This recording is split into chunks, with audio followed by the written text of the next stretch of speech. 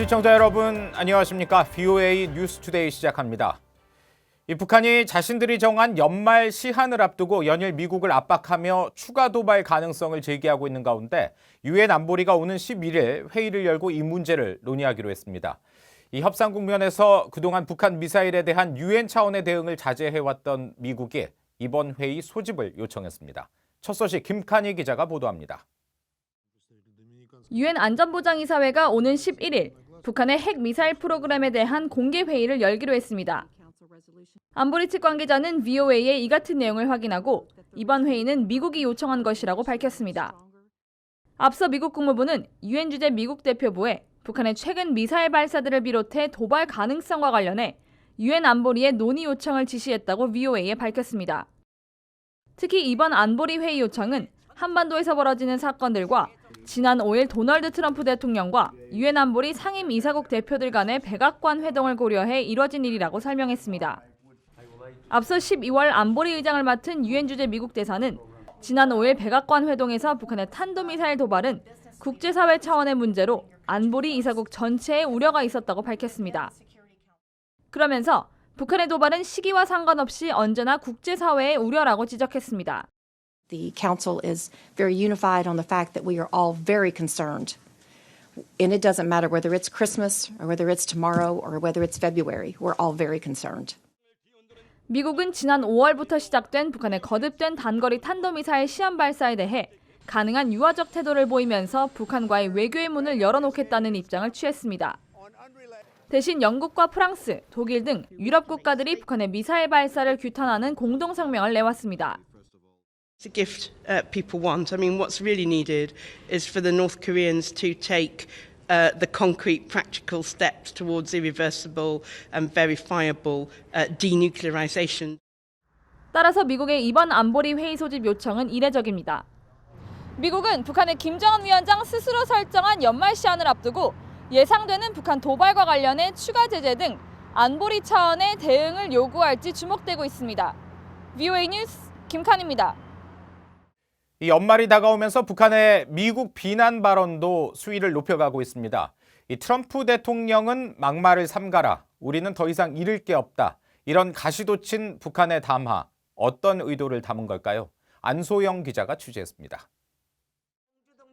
김정은 위원장이 제기한 연말 시한이 다가오면서 북한이 미국 비난 담화를 이어가고 있는 데 대해 미국 내 전문가들은 북한이 처음부터 비핵화 의지가 없었다는 것을 보여주는 것이라고 지적했습니다. 특히 북한의 목표는 핵 보유국 인정이었다면서 비핵화 의제는 협상 테이블에서 내려졌다고 한 유엔 주재 김성 대사의 발언은 북한의 속내를 그대로 드러냈다는 겁니다. The North Korea is declaring denuclearization diplomacy dead. And pursuing a course that Kim has wanted for a long time, which is to make North Korea like Israel or Pakistan, a nuclear state that's accepted as a normal country.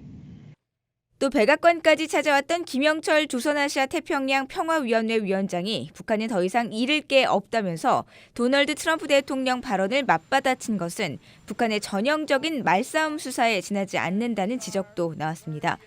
협상 교착이 지속되고 대북 제재가 그대로 유지될 경우 북한이 추진하는 김정은 위원장의 경제 정책은 엄청난 타격을 입을 게 분명하고 그렇게 되면 북한 주민들의 김 위원장 불신은 커질 수 있다는 분석입니다.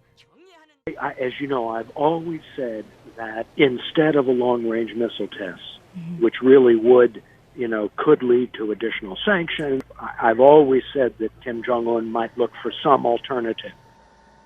로버트 갈루치 전 국무부 북핵 특사는 북한이 미국의 대선을 이용하려 들 수 있지만 쉽지 않다면서 미국이 대화의 문은 열어놓은 상황에서 북한의 유연성 없는 현재의 태도로는 진전을 보기 어렵다고 진단했습니다. You want to claim success, you've got to do more than you've done. So it seems they're playing American domestic politics in the best way they know how, and they're still looking to get out from under international sanctions. 전문가들은 도발을 통해 양보를 얻어내고 같은 물건을 되팔려는 북한의 패턴은 세대가 바뀌어도 변하지 않았다고 진단하면서 미국은 이제 새로운 대북 전략이 필요한 시점에 놓여 있다고 진단했습니다. VOA 뉴스 안소영입니다. 이 미국의 에드 마키 민주당 상원 의원은 북한이 서해 위성 발사장에서 중대한 시험을 했다는 발표와 관련해 북한에 대한 추가 압박을 촉구했습니다. 상원 외교위 동아태 소위 간사인 마키 의원은 9일 성명을 통해 북한의 미사일 시설 내 새로운 활동은 트럼프 대통령이 미사일과 핵실험 동결을 합의문으로 문서화했어야 한다는 것을 보여준다며 이같이 밝혔습니다. 상원 외교위 동아태 소위원장인 코리 가드너 의원은 8일 성명을 통해 평양의 미치광이는 국제안보와 전 세계의 미군 병사들에게 계속해서 위협을 제기하고 있다고 지적했습니다. 또 김성 대사의 발언은 북한이 핵 야욕을 중단할 의도가 전혀 없다는 것을 다시 확인시켜준다며 미국이 김씨 정권에 대해 왜 최대 압박 정책으로 돌아가야 하는지를 보여준다고 밝혔습니다. 미국과 일본 외교 안보 당국자들이 9일부터 사흘 동안 일본 도쿄에서 확장 억제 대화를 개최합니다. 양국은 이 기간 미일 안보 군사 협력의 일환으로 억제력 유지 강화 방안에 대해 심도 있는 논의를 진행할 예정이라고 국무부는 설명했습니다. 미국과 일본은 2010년 이후 정기적으로 확장 억제 대화를 진행해 왔으며 미국은 국무부와 국방부에서 부차관복급 인사가 참석합니다. 미국은 이달 안에 한국 측과도 확장 억제 대화를 진행할 것으로 알려졌지만 구체적인 일정은 공개되지 않았습니다.